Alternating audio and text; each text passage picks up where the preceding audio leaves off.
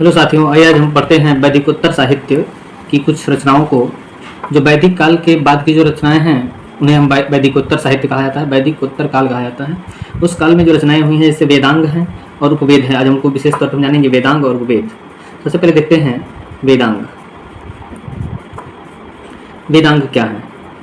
तो देखेंगे जो वेदांग हैं वो वेदों के अंग हैं, वो वेदों के अंग हैं। वेदांग का मतलब होता है वेदों के अंग। वेदों को सही ढंग से समझने के लिए इसकी रचना की गई थी।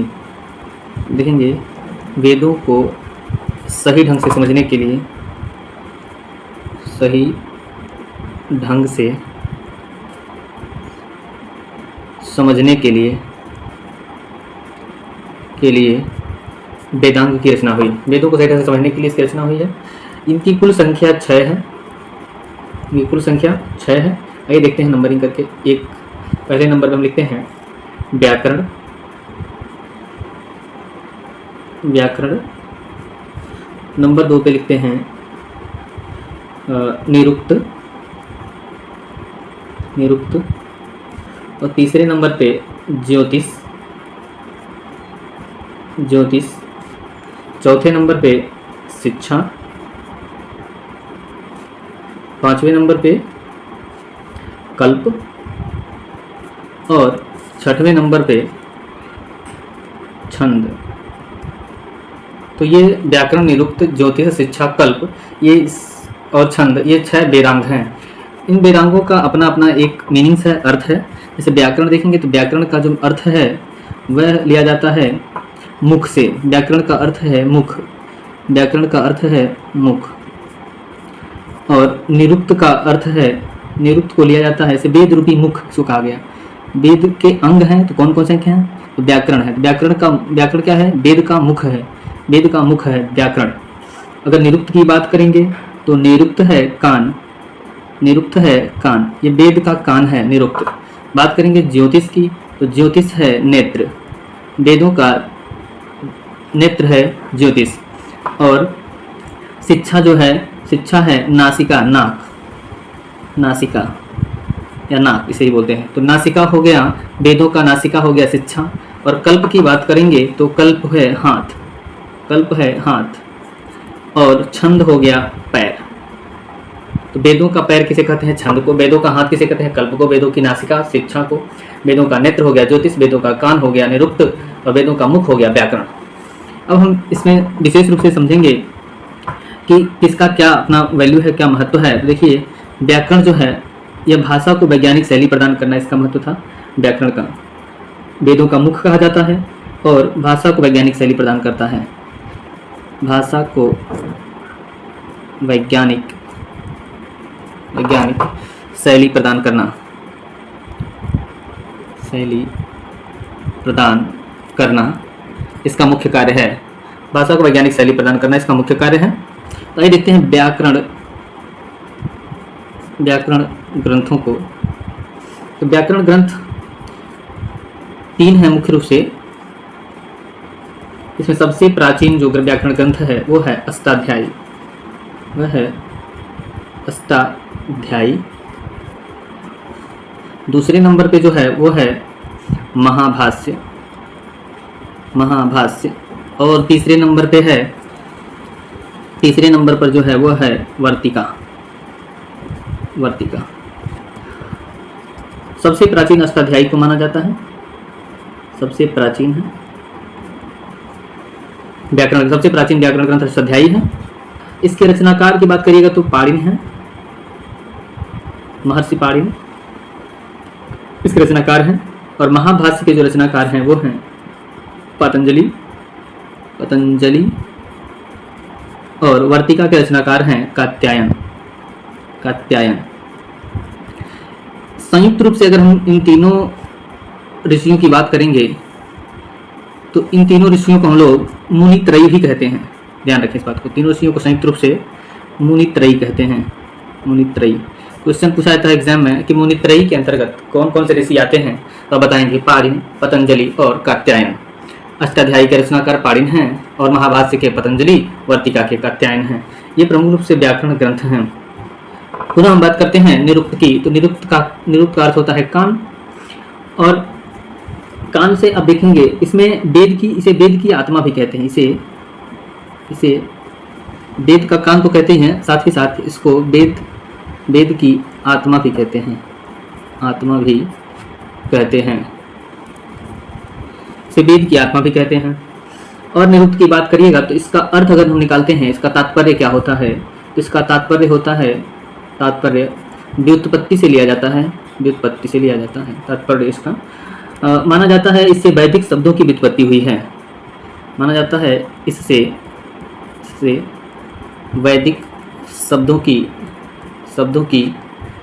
व्युत्पत्ति हुई है, व्युत्पत्ति हुई है। इसके अलावा देखेंगे इसकी रचनाकार का पूछा जाए, निरुक्त के रचनाकार कौन है, तो निरुक्त के रचनाकारों में नाम आता है महर्षि कश्यप की। तो रचना जो है निरुक्त की किसने किया, महर्षि कश्यप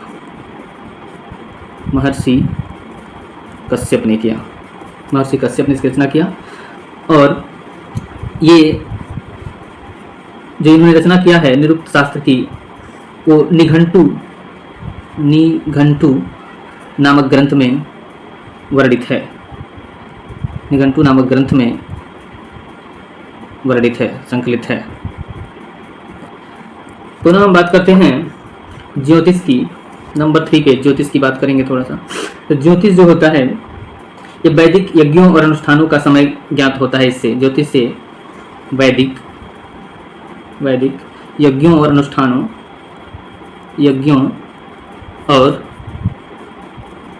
अनुष्ठानों का समय ज्ञात होता था, इससे समय ज्ञात होता है। और अगर हम बात करेंगे ज्योतिष की, तो इसमें ब्रह्मांड और नक्षत्रों की भविष्यवाणी भी जो इससे पता चलता है। ब्रह्मांड और ग्रह नक्षत्र जो भी हैं, उन ग्रह नक्षत्रों की भविष्यवाणी का पता चलता है, भविष्यवाणी का पता चलता है। इसे भविष्यवाणी की जाती है। इसकी रचना, ज्योतिष की रचना आप देखेंगे तो लगध मुनि ने किया था, जिसका नाम है वेदांग ज्योतिष। वेदांग ज्योतिष की रचना लगध मुनि ने किया था। ये जो है कि ज्योतिष का प्रथम ग्रंथ माना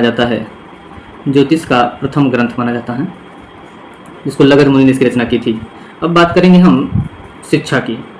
तो शिक्षा जो है स्वरों को समझने के लिए इसकी रचना हुई थी, खास करके स्वरों को समझने के लिए। इसमें वेदों के मंत्रों को उच्चारण करने की विधि बताई गई है। वेद मंत्रों के उच्चारण की विधि बताई गई है कि कैसे उसको उच्चारण करें, सही ढंग से कैसे उच्चारण करें, यह वेद मंत्रों के उच्चारण की विधि बताई गई है। बात हम करेंगे इसके बाद से कल्प की।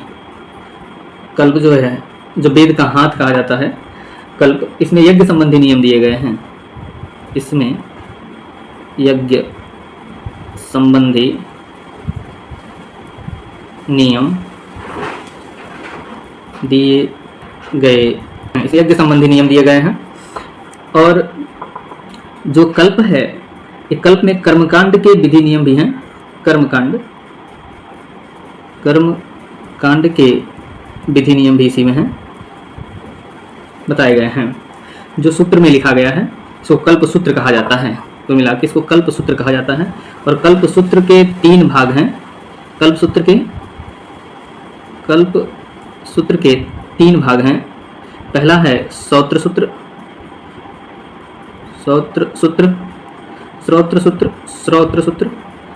और दूसरा है गृह सूत्र, और तीसरा है धर्म सूत्र।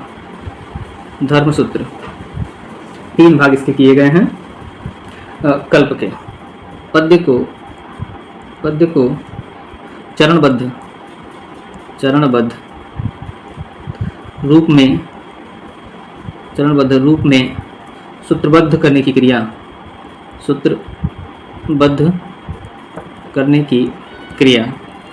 छंद है। वेदों से निकली हुई शाखाओं रूपी वेद ज्ञान को वेद कहते हैं। एक तरह से हम देखेंगे तो ये शाखाएं हैं, वेदों की क्या शाखाएं हैं जो वैदिकोत्तर साहित्य में आती है, यानी वैदिक काल के बाद की ये रचनाएं हैं। तो हम देख लेते हैं किस वेद के लिए कौन सा उपवेद बना हुआ है। तो इधर हम लिखते हैं वेद, इधर लिखते हैं उपवेद। उपवेद तो वेद में ऋग्वेद है पहले नंबर पे, सबसे प्राचीन वेद, बड़ा वेद, सबसे प्राचीन वेद ऋग्वेद। और इसके लिए जो वेद बना है वो है आयुर्वेद। आयुर्वेद नंबर 2 पे जो है वो है यजुर्वेद, और यजुर्वेद का जो उपवेद है वो है धनुर्वेद। धनुर्वेद और तीसरा नंबर जो है सामवेद है। सामवेद, सामवेद में सामवेद का वेद गंधर्व वेद है, गंधर्व वेद है। और चौथा है अथर्ववेद। अथर्ववेद ये इसका वेद है शिल्पवेद, इसका वेद है शिल्पवेद। तो ये 4 वेद हैं, ऋग्वेद, यजुर्वेद, सामवेद, अथर्ववेद। इनके वेद है आयुर्वेद, धनुर्वेद, गंधर्ववेद और शिल्पवेद। ऋग्वेद का जो उपवेद है आयुर्वेद, यजुर्वेद का उपवेद है धनुर्वेद, सामवेद का उपवेद है गंधर्व, अथर्ववेद का उपवेद है शिल्पवेद। अब इसकी थोड़ी सी हम विशेषता भी जान लेते हैं। आयुर्वेद जो है ये लगभग इसमें चिकित्सा प्रणाली का वर्णन है, चिकित्सा प्रणाली का वर्णन है, चिकित्सा प्रणाली का वर्णन है। इसमें इसका जो अर्थ है वो होता है आयु का वेद। आयु का वेद भी इसे कहा जाता है। और विशेष रूप से यह देखेंगे तो भारत, नेपाल, श्रीलंका में प्रचलित था ये। भारत, नेपाल,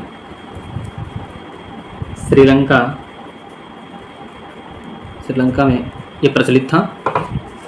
आयुर्वेद चिकित्सा की एक पद्धति है, एक प्रणाली है, इसमें चिकित्सा की विधियां बताई गई हैं आयुर्वेद में। हालांकि ये वैज्ञानिक नहीं था, लेकिन प्राचीन समय में यही चलता था। इसी से एक शब्द का निर्माण हुआ है, आयुर्विज्ञान बना हुआ है, आपको पता होना चाहिए। और दूसरा जो है कि आप देखेंगे तो है धनुर्वेद। धनुर्वेद तो धनुर्वेद जो है, धनुर्वेद की हम बात करेंगे तो ये भारत, फारस और मिस्र और यूनान, रोम आदि देशों में जो है किसका प्रचलन था। भारत सहित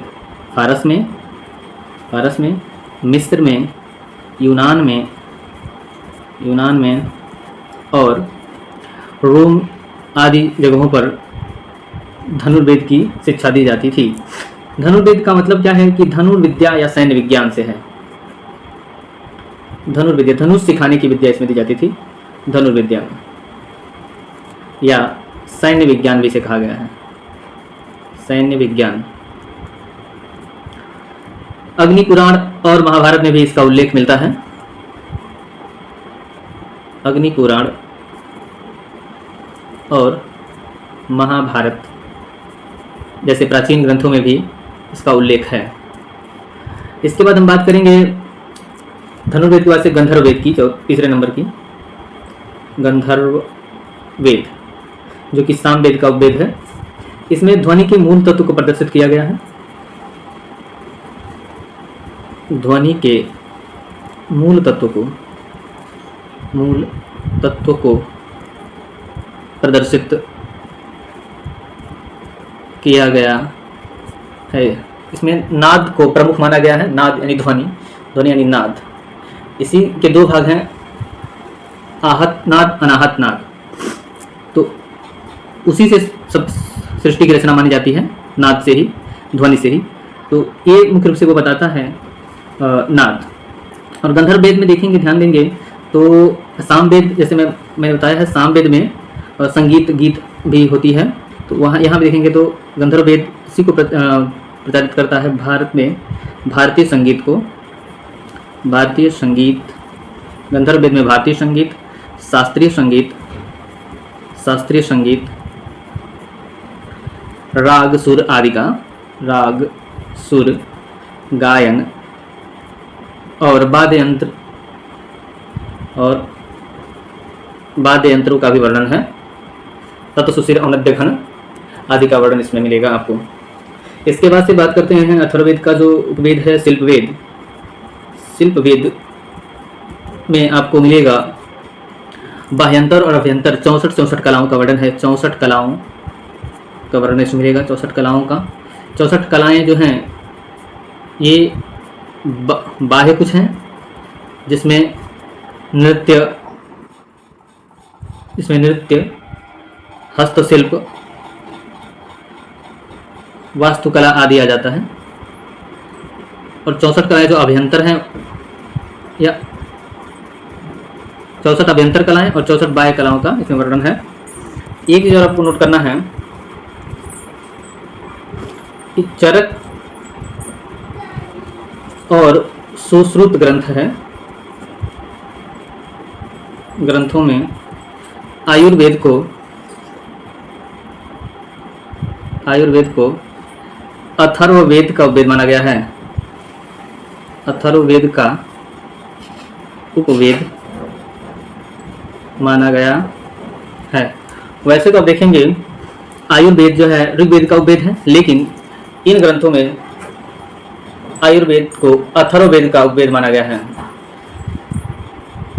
इस वीडियो में बस इतना ही, फिर मिलते हैं अगले वीडियो में। तब तक के लिए धन्यवाद। जय हिंद।